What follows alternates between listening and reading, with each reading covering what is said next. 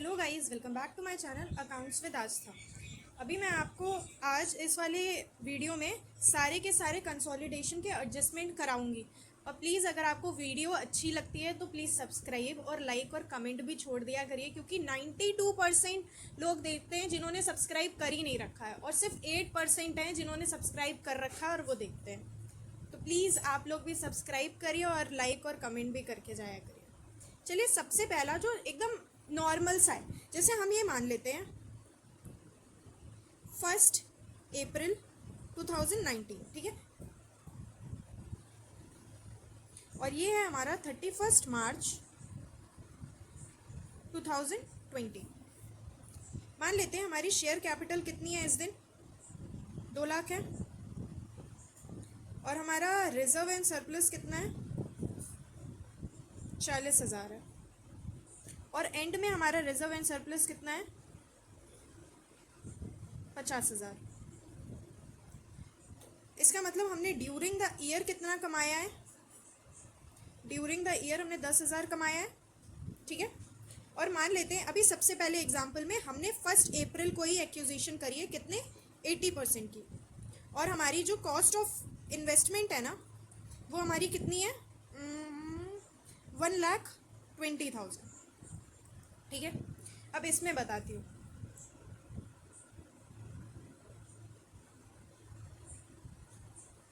अब सबसे पहले हमारा क्या आता है, AOP, ठीक है। उसमें क्या आता है, पर्टिकुलर्स, प्री और पोस्ट, ठीक है। प्री मतलब हमारे क्या बोलते हैं, एक्विजिशन से पहले, और पोस्ट मतलब जो भी हमारे एक्विजिशन के बाद का प्रॉफिट है। तो हमारे एक्विजिशन से पहले का रिजर्व एंड सरप्लस कितना है, 40,000, और एंड में कितना है, 50,000। मतलब 40 से 50 के बीच हमने कमाया कितना है, पोस्ट हमारा कितना होगा, 10,000, ठीक है। तो ये तो हमारा इस वाले AOP में ज़्यादा कोई प्रॉब्लम नहीं होगी। अब जैसे ये वाला क्वेश्चन मेरा कराने का मतलब ये था कि आप बेसिक से स्टार्ट करते हैं, जैसे कि हमें ज़्यादा प्रॉब्लम ना हो आगे धीमे धीमे बढ़ने में। अब ये जो प्री होता है ना, ये 2 जगह जाता है, एक हमारा जाता है माइनॉरिटी इंटरेस्ट में और एक हमारा जाता है COC में, ठीक है।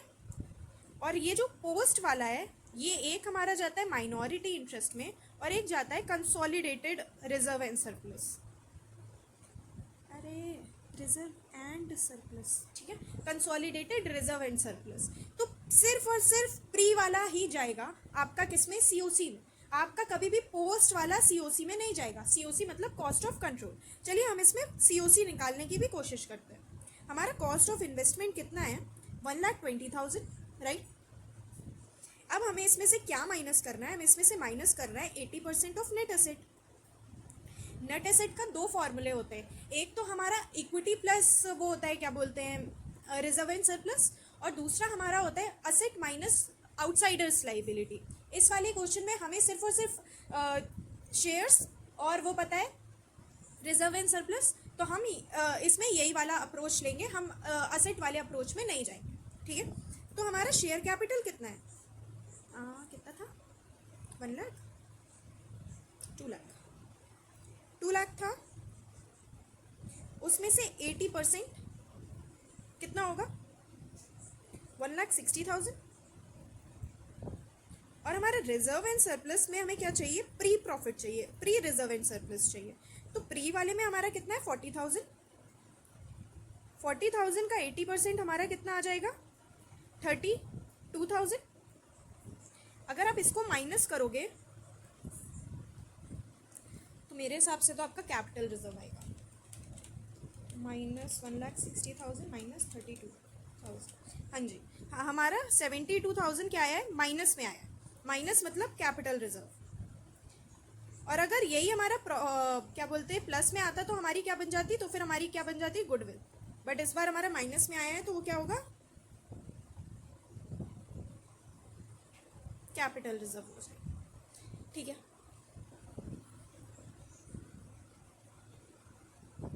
अब हम इसी वाले क्वेश्चन को थोड़ा सा मॉडिफाई करते हैं, ठीक है। 1/4/19 से हमारा साल कब ख़त्म होता है, 31 मार्च 2019। फॉर एग्ज़ाम्पल हमने वो कब किया है, एक्विजिशन कब की है?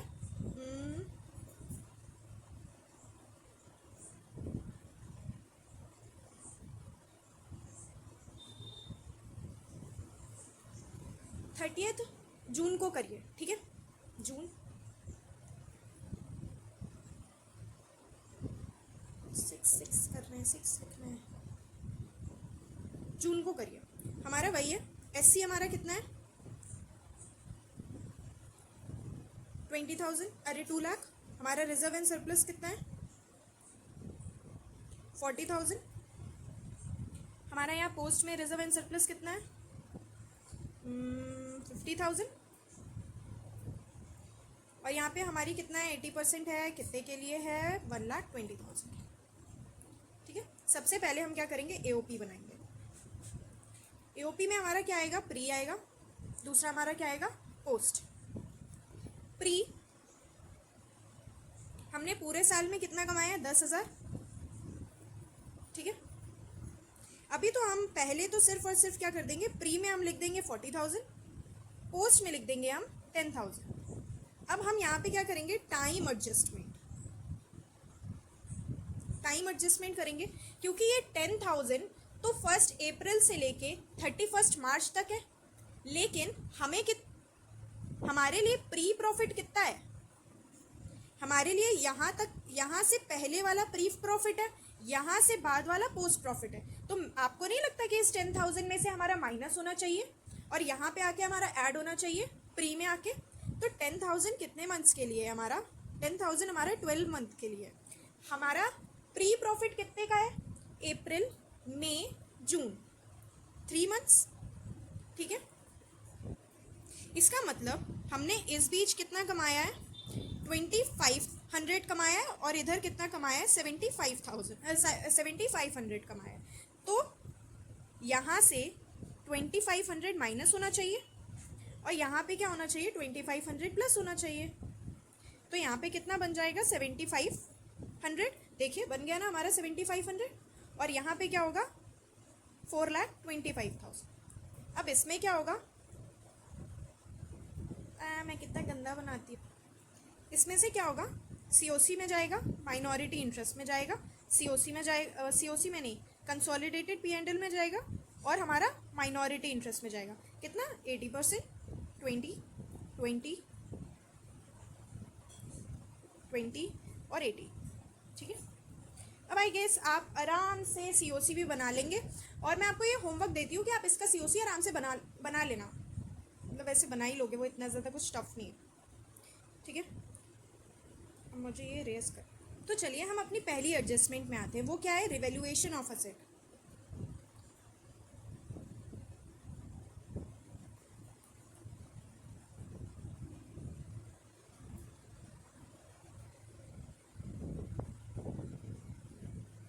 तो चलिए अब हम पहली एडजस्टमेंट में आते हैं। वो हमारा क्या है? Revaluation of asset. जैसे कि 1 अप्रैल 2019 से 31 मार्च 2020। ठीक है, इस दिन मान लेते हैं हमारा रिजर्व एंड सरप्लस कितना है? 20,000। और इस दिन कितना है? 50,000 रिजर्व एंड सरप्लस। ठीक है, हमारी इस दिन प्लांट एंड मशीनरी कितनी है? 1,35,000। और हमारा फर्नीचर कितना है? 4,2,500 इश। ठीक है, अब हम यहाँ पे एक एग्जाम्पल बनाते हैं। H limited acquires 80% shares in S Limited on 1st April 2019, and on this date plant and machinery valued at 2 lakh and furniture at 40,000. Depreciation का 40,000। डिप्रिसिएशन का रेट कितना है? प्लांट एंड मशीनरी का है 10% पर एनम, और furniture का कितना है? 15। ठीक है। अब पहले तो हम प्लांट एंड मशीनरी की वैल्यू इस दिन निकालते हैं कि इस वैल्यू के हिसाब से इस दिन हमारी कितनी वैल्यू होगी। देखिए, प्लांट एंड मशीनरी में कितना परसेंट डिप्रिसिएशन लगा है? 10। इसका मतलब वो बची कितनी है? 90% बची है। तो 90% से उसको क्या कर दो? डिवाइड कर दो, डिवाइड बाय 90%। और फर्नीचर 15% से हो चुका है, तो अभी वैल्यू कितनी बची होगी? 85%। तो जब आप इसको करोगे तो आएगा 1,50,000, और इसका कितना आएगा मेरे हिसाब से? 50,000। ठीक है। लेकिन हमारे जो हमारी सब जो है ना होल्डिंग, उन्होंने हमारी प्लांट एंड मशीनरी की वैल्यू कितनी लगाई है? 2 लाख। मतलब इस दिन कितनी होनी चाहिए थी? 2 लाख होनी चाहिए थी। और इस दिन कितनी फर्नीचर कितने का होना चाहिए था? 40,000 का होना चाहिए था। तो इन दोनों का एडजस्टमेंट पता है कहाँ पे होता है? एओपी में होता है। तो अब हम एओपी बनाते हैं। एक हो गया हमारा प्री और एक हो गया हमारा पोस्ट। ठीक है। रिजर्व एंड सरप्लस हमारा प्री में कितना था? 20,000, और पोस्ट में कितना है? 40,000 है। इसका मतलब हमने ड्यूरिंग द ईयर कितना कमाया है? 30,000। ठीक है। हमारी रिवैल्यूएशन की वो क्या बोलते हैं, प्लांट एंड मशीनरी की वैल्यू कितने से बढ़ रही है? इंक्रीज हो रहा है ना, increase in plant and machinery. 1,50,000 की थी, 2 लाख हो रही है। 50,000 से क्या हो रहा है? इंक्रीज हो रहा है।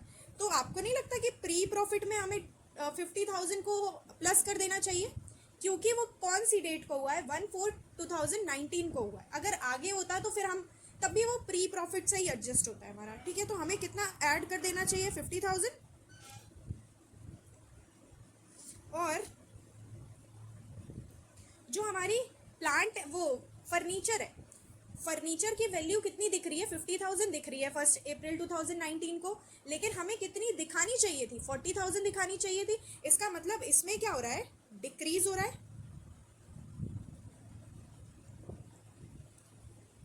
कितने से? 10,000 से। ठीक है। अब अगर हमारा इन दोनों में इंक्रीज और डिक्रीज हो रहा है, तो आपको नहीं लगता कि हमारे डेप्रिसिएशन में भी लास्ट में जाके चेंजेस आएंगे? क्योंकि अब तो हमारा अभी कितने में डेप्रिसिएशन लगा था? 1,50,000 में लगा था, लेकिन लगना कितने में चाहिए था? 2 लाख में लगना चाहिए था, है ना। और वैसे ही हमारे फर्नीचर में लगना कितने में चाहिए था? हमारा 40,000 में लगना चाहिए था। लगा कितने में है? 50,000 में लगा है। ठीक है। तो हम वो पोस्ट में जाके एडजस्ट करते हैं। ठीक है, डिप्रिशिएशन को। अब किस में एडिशनल होगा? अब इसकी मैं आपको एक वर्किंग नोट बना देती हूँ। Depreciation in plant and machinery, depreciation on plant and machinery, ये क्या है? एडिशनल होगा, क्योंकि हमारी इसमें क्या हो रही है? वैल्यू बढ़ रही है। हमें कितने में लगाना चाहिए था? 2 लाख में लगाना चाहिए था। कितने परसेंट से? 10% से। ठीक है। लेकिन हम कितना लगा चुके हैं? हम 15,000 में 1,50,000 में 10% लगा चुके हैं। इसका मतलब कितना लगा चुके हैं? 15,000 का लगा चुके हैं। तो हमारा एडिशनल डिप्रिसिएशन अभी और कितना लगना चाहिए? 50,000 एडिशनल डिप्रिसिएशन लग रहा है। मतलब अब हमारी जो प्लांट एंड मशीनरी की वैल्यू है वो 5,000 से और कम हो रही है, तो पोस्ट से माइनस होना चाहिए। ठीक है। तो हम यहाँ पे क्या करेंगे? एडिशनल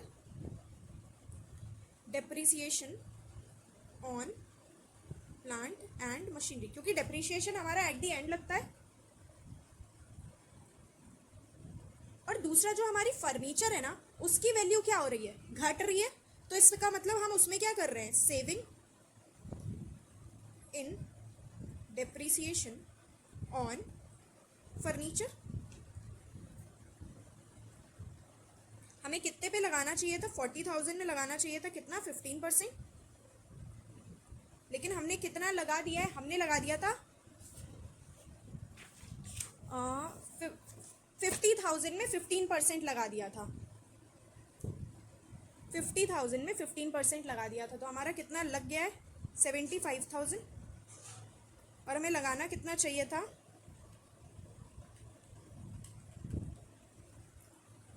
तो यहाँ पे हमारा क्या माइनस में आ रहा है? 2,500।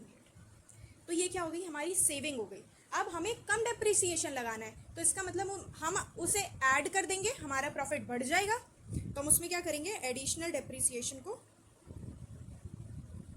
ऐड कर देंगे। अरे सेविंग है, saving saving saving in depreciation on furniture, आप लोग समझ जाना। हाँ, तो ये प्लस हो जाएगा। अब इस वाले में सिर्फ इतना ही है, तो हमारा प्री प्रॉफिट कितना हो जाएगा? 70,000 माइनस 10,000, मतलब ये 60,000 हो जाएगा। और यहाँ पे हमारा 30,000, 25,000, ठीक है। ये हमारा कहाँ जाएगा? COC में जाएगा। और दूसरा किस में जाएगा? MI में जाएगा। और ये हमारा किस में जाएगा? कंसोलिडेटेड P&L में जाएगा। और किस में जाएगा? MI में जाएगा। आई होप आपको ये समझ में आया होगा। मैं वैसे आपके लिए क्वेश्चन भी लेके आई थी, आई गेस उसकी ज़रूरत नहीं पड़ेगी हमें करने की, क्योंकि मैंने आपको ऊपर ही इतने अच्छे से समझा दिया है कि आपको इसकी ज़रूरत ही नहीं पड़ेगी। अब इसको नहीं कराती हूँ, नहीं तो फिर आगे हमारी ये वीडियो बहुत लंबी हो जाएगी और हमें अभी एडजस्टमेंट और भी करने हैं। तो मैं आपको क्वेश्चन नहीं, एग्जाम्पल से करा देती हूँ। हाँ, तो चलिए गाइज, हम नेक्स्ट एडजस्टमेंट में आते हैं। वो क्या है? हमारी म्यूचुअल विंग। जैसे हमारी एक है होल्डिंग कंपनी H लिमिटेड और एक है S लिमिटेड, ठीक है। इसके डेटर्स हैं 1,20,000 और इसके डेटर्स हैं हमारे 80,000। और इसमें हमारे क्रेडिटर्स हैं 60,000 और इसमें हमारे क्रेडिटर्स हैं 50,000, ठीक है। यहाँ पे क्या है? ड्यू फ्रॉम S लिमिटेड कितना? 5,000। और यहाँ पे है ड्यू टू, ठीक है। तो हमारी कंसोलिडेटेड P&L में क्या आएगा? कंसोलिडेटेड P&L में दोनों का टोटल आता है हमारा क्रेडिटर्स डेटर्स। आना कितना चाहिए?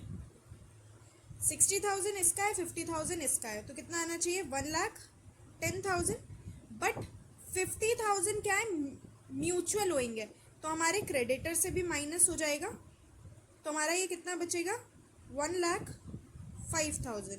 डेटर्स में कितना आना चाहिए? 2 लाख, और उसमें से भी क्या होगा? माइनस हो जाएगा 5,000, तो कितना बचेगा? 1,95,000।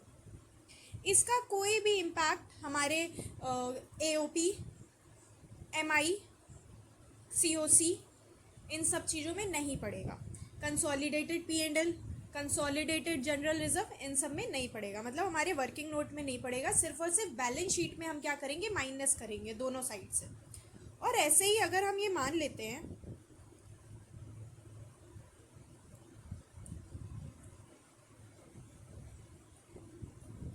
कि यहाँ हमारा है BP, BR। आई होप आपको ये पता हो कि BP, BR का फुल फॉर्म क्या है। मतलब BP, BR, बिल्स पेबल और बिल्स रिसीवेबल। मान लेते हैं 60,000 वही सेम है, ठीक है।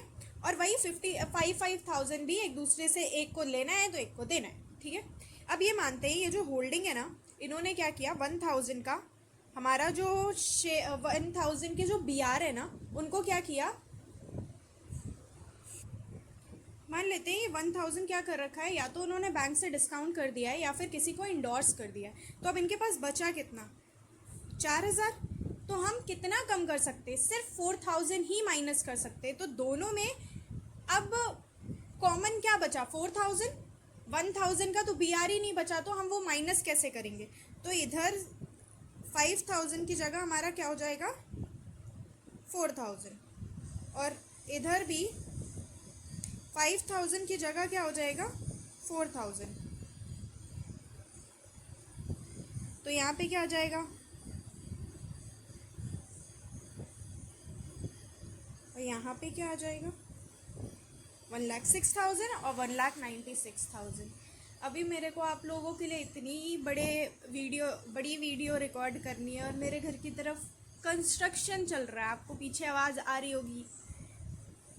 मैं बार बार वेट कर रही हूँ कि वो बंद हो जाए, पर वो बंद ही नहीं हो रहा। और प्लीज़ गाइज़, आप लोग बहुत हार्श कमेंट भी करते हो, बहुत सारे लोग, क्योंकि वो ज़्यादा ही शायद ब्लंट हो जाते हैं। बट अगर आपको कुछ समझ में नहीं आ रहा है तो प्लीज़ आप नीचे कमेंट सेक्शन में अपना डाउट लिख दो, उसके बदले मैं आपको वो सॉल्व कर दूँगी। बट आप अभी तो मैंने स्टार्ट ही किया है, तो मैं भी सीख ही रही हूँ, मैं कोई एक्सपीरियंस टीचर नहीं हूँ। बस आप लोग मेरे से रिक्वेस्ट करते हो, मैं वो बना के डाल देती हूँ। आपको नहीं समझ में आ रहा है, कहीं पे प्रॉब्लम आ रही है, क्योंकि बहुतों के ये भी कमेंट है कि उनको सब समझ में आ रहा है, और एक दो के ये भी कमेंट है कि उन्हें बिल्कुल समझ में नहीं आ रहा है, मैं उनको बहुत कंफ्यूज कर रही हूँ। तो अगर जिसको मैं कंफ्यूज कर रही हूँ आप मत देखो, और मैं क्या ही बोलूँ। अब हमारी नेक्स्ट एडजस्टमेंट में चलते हैं, वो क्या है स्टॉक रिजर्व। ठीक है, अभी हम एच लिमिटेड ने क्या किया है, एच लिमिटेड को क्या किया है सेल की है। ठीक है, कितने की, जिसकी कॉस्ट कितनी है 1 लाख की, और सेलिंग प्राइस कितने है 1,20,000। तो इसके लिए कॉस्ट कितनी हो जाएगी 1,20,000, और मान लेते हैं हमारा स्टॉक कितने का बचा हुआ है 45,000 का। तो यहाँ पे 100 रुपये की चीज़ हमने कितने में बेची 120 में बेची है। ठीक है, तो हमारा स्टॉक रिजर्व कितना निकलेगा,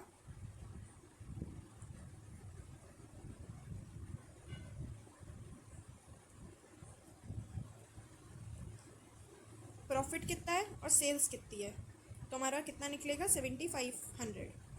अब इंडिविजुअली तो ये अपनी अपनी उसमें एच लिमिटेड, पर कंसोलिडेटेड में क्या होगा, बैलेंस शीट में क्या होगा, कंसोलिडेटेड में हमारी स्टॉक कितना दिखेगा 2 लाख इसका, 45,000 इसका, 2,45,000। लेकिन हम उसमें से क्या करेंगे स्टॉक रिजर्व माइनस कर देंगे, क्योंकि हमें क्या दिखाना है कॉस्ट पे दिखाना है। लेकिन ये जो 1,20,000 है वो क्या था हमारा सेलिंग प्राइस था, वैसे ही हमारा 45,000 भी किस में सेल्स में है, हमें किस पे लाना है कॉस्ट पे। तो उसके लिए हम क्या करेंगे स्टॉक रिजर्व माइनस कर देंगे, तो हमारा बैलेंस शीट पे कितना दिखने लगेगा 2,45,000 माइनस 7,500, ये हमारा दिखेगा।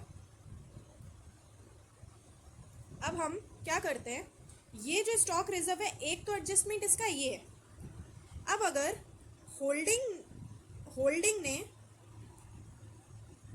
सब्सिडरी को सेल करी है, तो देखो ये वाला तो दोनों के में कॉमन है, चाहे सब्सिडरी करे चाहे होल्डिंग करे। अगर होल्डिंग ने सब्सिडरी को वो किया है बेचा है, तो हम क्या करेंगे इसको माइनस एक और जगह से करेंगे, कहाँ से कंसोलिडेटेड P&L से। ठीक है, और अगर सब्सिडरी ने होल्डिंग को करी है तो हम ये कहाँ से माइनस कर देंगे, माइनस कर देंगे स्टॉक रिजर्व हम किससे पोस्ट प्रॉफिट से, मतलब किससे AOP से। ठीक है, फोर्थ एडजस्टमेंट पे आते हैं, बोनस शेयर वाले।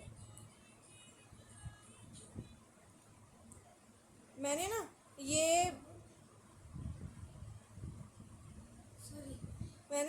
ये वाला जो एग्जाम्पल है ना वो नितिन सर का ही उठा दिया है, क्योंकि फिर मुझे लिखने में बहुत प्रॉब्लम होती है और आप लोगों को भी समझ में नहीं आता, मैं ऐसे खिचड़ी पका देती हूँ। तो अब देखिए जैसे नॉर्मल होगा ये बोनस शेयर का कुछ दिया ही नहीं है, तो हमारा नॉर्मली सॉल्व होगा। बट इस क्वेश्चन में तो हमें बोनस शेयर गिवन है, तो हम सबसे पहला क्या करेंगे AOP बनाएंगे, प्री और पोस्ट। हमारा क्या बोल रहा है, हमने किस दिन एक्वायर किए 1/4/2022 को, और हमारा उस दिन रिजर्व एंड सरप्लस में बैलेंस कितना था? रिजर्व एंड सरप्लस में बैलेंस कितना था? 1,20,000। और एंड में कितना है? 2,90,000। मतलब ड्यूरिंग द ईयर हमने कितना कमाया है? 80,000। अभी वो बोल रहा है कि हमने कोई भी एंट्री पास नहीं करी है, तो बोनस शेयर आप कब देते हो? पिछले साल के प्रॉफिट से देते हो, है ना? तो हम क्या करेंगे? प्री से माइनस करेंगे बोनस। हमेशा बोनस क्या होता है? प्री से माइनस होता है, लेकिन अभी इसका एक एक्सेप्शन है, वो अभी आपको बाद में बताऊंगी। कितना था हमारे पास? कितना दे रहे हैं? 1 फॉर एवरी 2 हेल्ड। हमारे पास इक्विटी शेयर कितने? 2 लाख है। 1 फॉर एवरी 2 मतलब कितना दे रहे हैं? 1 लाख। माइनस हो जाएगा तो कितना आ जाएगा हमारा? 10,000। और ये क्या होगा? 80,000। अभी इसी का हम बनाते हैं COC। तो हमारा कॉस्ट ऑफ इन्वेस्टमेंट से क्या माइनस होगा? पहले हम ये देखते हैं कितना % होल्डिंग है।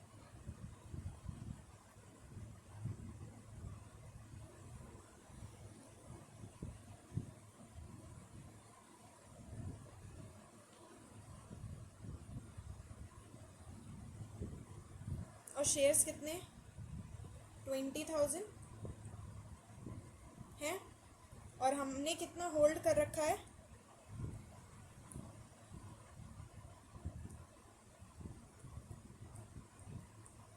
हमने कितना होल्ड कर रखा है? 12,000। कितने में से? तो हमारा कितना % होल्डिंग हो जाएगा? आई गेस 60 होगा। हाँ 60%। तो हम नेट एसेट भी कितना माइनस करेंगे? 60% ही माइनस करेंगे।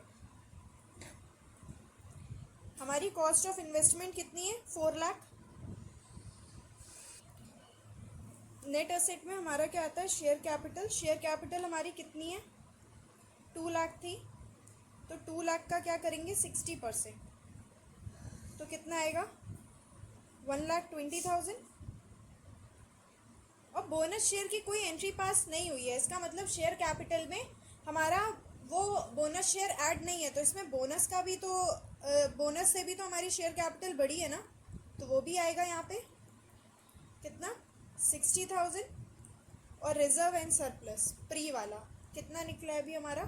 1,10,000। इसका भी 60%, तो कितना हो जाएगा? 66,000। तो हमारा कितना बचेगा?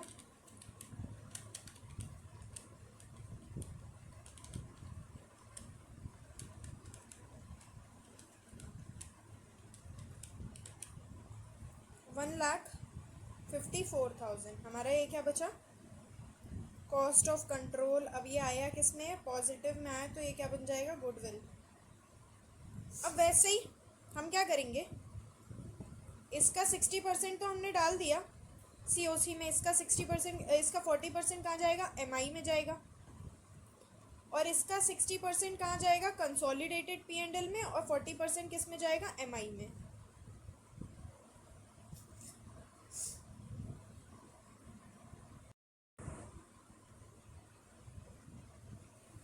अब हम देखते हैं अगर एंट्री पास हो चुकी है तो entry passed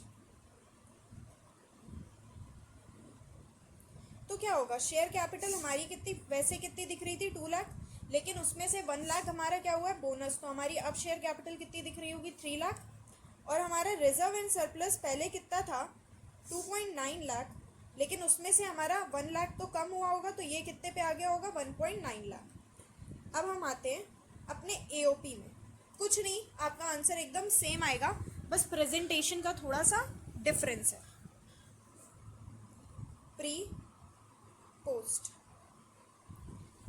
reserve and surplus. हमारा प्री कितना था? 1.1 लाख था। अब कितना हो गया? 1.9 लाख। कैसे हुआ होगा? माइनस होके हुआ होगा ना 20,000 से। उसके बाद अब हम क्या करेंगे? बोनस की एडजस्टमेंट करेंगे, बोनस इशू की। हमने किससे? इससे माइनस कर दिया ना 1 लाख, तो हमें यहाँ पे तो क्या कर देना चाहिए? ऐड। और हमें कहाँ से माइनस करना चाहिए? हमें प्री वाले से माइनस करना चाहिए। है ना। तो हमारा कितना आ जाएगा 1.1 लाख यहाँ आ गया, और यहाँ पे भी क्या आ जाएगा 80,000। सेम ही है जैसे पहले था, सेम आंसर आ रहा है, कोई डिफरेंस नहीं है, बस हमारा क्या है प्रेजेंटेशन का डिफरेंस है। अगर हमने एंट्री पास नहीं की है तो हम सिंपली क्या करेंगे, अपना बोनस इशू का हम प्री से माइनस कर देंगे, और बोनस का जो भी हमारा अमाउंट है वो किस में चला जाएगा, हमारा सीओसी और एमआई में। इसमें भी सेम है, सीओसी और एमआई का तो सेम है, बट अब एओपी में क्या होगा, हमारा पोस्ट में ऐड हो जाएगा और प्री से माइनस हो जाएगा। क्या होगा, पोस्ट में ऐड हो जाएगा और प्री में क्या हो जाएगा, माइनस हो जाएगा। आई होप आपको ये वाला समझ में आया होगा। अब सेम वैसा ही होगा, हमारा सीओसी में चला जाएगा, ये एमआई में चला जाएगा। कितना है, ये 60% था, ये 40% था, और ये भी क्या 60%, ये भी क्या है 40% है। ठीक है, चलिए तो अब हम आते हैं अपने लास्ट एडजस्टमेंट में। वो क्या है, डिविडेंड। हमारे डिविडेंड किस किस टाइप के होते हैं, दो तरीके के होते हैं, एक फाइनल, एक इंटरिम। इंटरिम मतलब ड्यूरिंग द ईयर, आप इसी साल का दे रहे हो। फाइनल डिविडेंड हम किसका देते हैं, लास्ट ईयर का देते हैं। अब चलिए एक एग्जाम्पल बनाते हैं।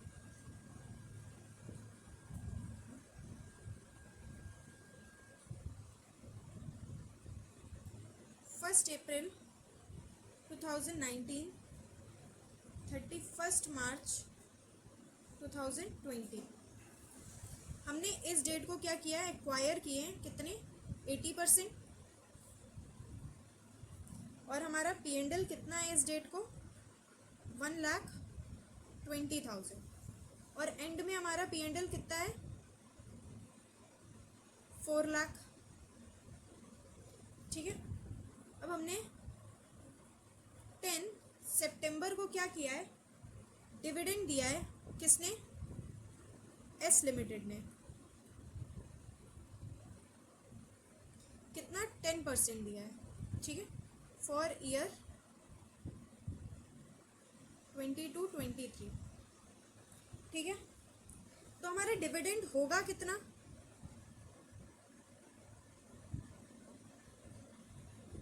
अब यहाँ पे एक और चीज़ बनाते हैं। एस लिमिटेड की जो शेयर कैपिटल है वो कितनी है, 5 लाख। ठीक है, और जो हमने एच लिमिटेड ने 80% जो एक्वायर किए हैं वो कितने में किए हैं, 7 लाख। ठीक है, तो हमारा डिविडेंड कितना हो जाएगा, हम डिविडेंड किस में देते हैं, शेयर कैपिटल में। शेयर कैपिटल कितनी है, 5 लाख, उसका क्या 10%। ठीक है, तुम्हारा एओपी बनाते हैं। एओपी में क्या आएगा, एक तो आएगा प्री, एक आएगा पोस्ट। प्री में क्या आएगा, P&L दिया है ना, P&L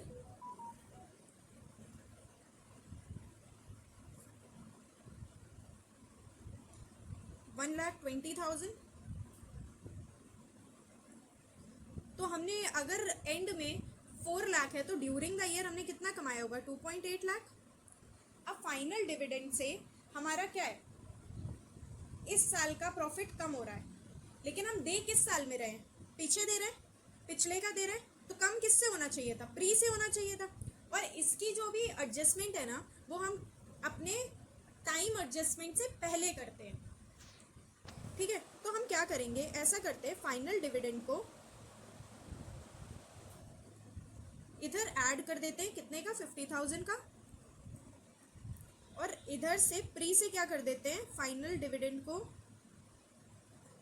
माइनस कर देते हैं, कितने का, 50,000 का। तो हमारा प्री प्रॉफिट कितना आ जाएगा, 70,000, और हमारा यहाँ पे कितना आ जाएगा, 3,30,000। ठीक है, इसका मतलब इस साल में हमने कितना कमाया है, 3,30,000, और उस साल में नेट हमने कितना कमाया है, 70,000। अब क्या होगा, इसका सीओसी में क्या होगा, 80% चला जाएगा और एमआई में 20%। इधर क्या होगा, हमारा कंसोलिडेटेड पी एंड एल में चला जाएगा क्या 80% और एमआई में कितना जाएगा 20%। तो चलिए सीओसी बनाते हैं।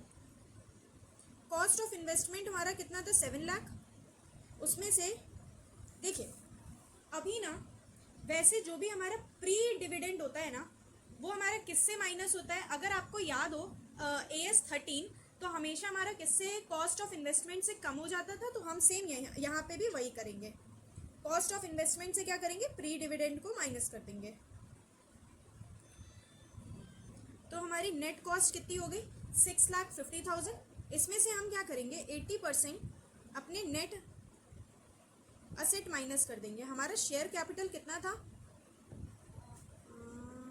5 लाख था, तो 5 लाख का क्या करेंगे 80% माइनस कर देंगे, मतलब 4 लाख। और हम क्या करेंगे प्री प्रॉफिट माइनस कर देंगे। प्री प्रॉफिट हमारा कितना आया है 70,000 का 80%,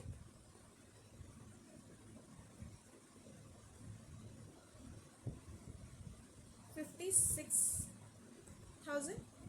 ये दोनों माइनस हो जाएंगे। 6,50,000 माइनस 4 लाख माइनस 56,000, हमारा कितना आ गया 1,94,000 आ गया क्या गुडविल। अब देखिए अगर हमारा क्वेश्चन साइलेंट है तो ऐसे ही होगा, पर अगर क्वेश्चन में ये लिखा हुआ है कि H limited credited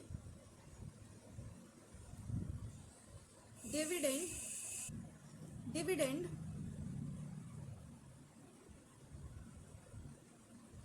received in,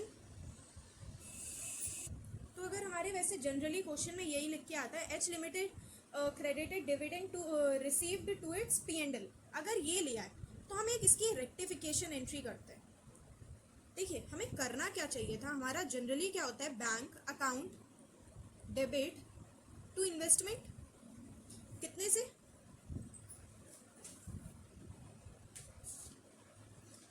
नहीं, ये 50,000 नहीं होगा,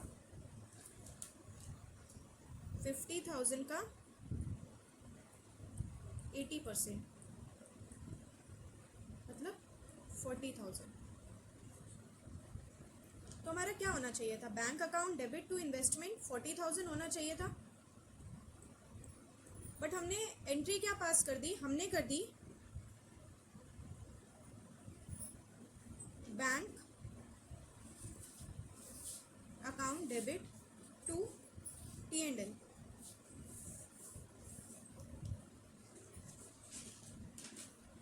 तो इसकी रेक्टिफिकेशन एंट्री क्या हो जाएगी, इन्वेस्टमेंट तो हमारा क्या होना चाहिए था, देखिए ये तो कट गया डेबिट, ये मतलब हमने तो वैसे भी सही किया है ना, उसे तो हमें डेबिट ही करना था।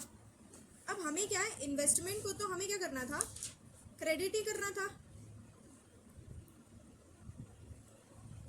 कितने से 40,000 से, लेकिन हमने पी एंड एल को गलती से क्या कर दिया है क्रेडिट कर दिया है, तो हम उसे अब क्या कर देंगे डेबिट कर देंगे।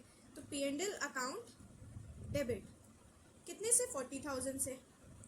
तो अब जब ये वाला केस होगा ना, ये तो सब में ही होगा, ये वाला जो आया है ना ये वाला एडजस्टमेंट ये तो सब में ही होगा, लेकिन जब वो हमारा गलती से उन्होंने क्रेडिट कर दिया है पी एंड एल में, तो उस वाले में हमारा क्या हो जाता है, जो हमारा कंसोलिडेटेड पी एंड एल होता है ना उसमें से हमारा क्या हो जाता है प्री डिविडेंड माइनस हो जाता है। अगर वो ये बोले कि उन्होंने सीधा अपने वो क्रेडिट कर दिया है किसमें इन्वेस्टमेंट में, तो फिर इसका मतलब उसकी एडजस्टमेंट एकदम सही है, तब ये वाला एडजस्टमेंट हम नहीं करेंगे प्री डिविडेंड वाला कंसोलिडेटेड पी एंड एल से। पर अगर उन्होंने ये बोला है कि उसने गलती से क्रेडिट कर दिया है पी एंड एल में, हमें किसमें क्रेडिट करना चाहिए था इन्वेस्टमेंट में, तो हमें रेक्टिफिकेशन एंट्री करनी पड़ेगी। वो हमारा फिर क्या होगा, अगर ये वाला केस है जिसमें पी एंड एल में क्रेडिट कर दिया है, तो हमारा क्या होगा, एक तो वो कॉस्ट ऑफ इन्वेस्टमेंट से माइनस होगा, दूसरा कंसोलिडेटेड पी एंड एल से क्या होगा माइनस होगा। ठीक है, आई होप आपको ये सारे एडजस्टमेंट समझ में आए होंगे। चलिए तो फिर मैं ये वीडियो यहीं पे एंड करती हूँ, बाय।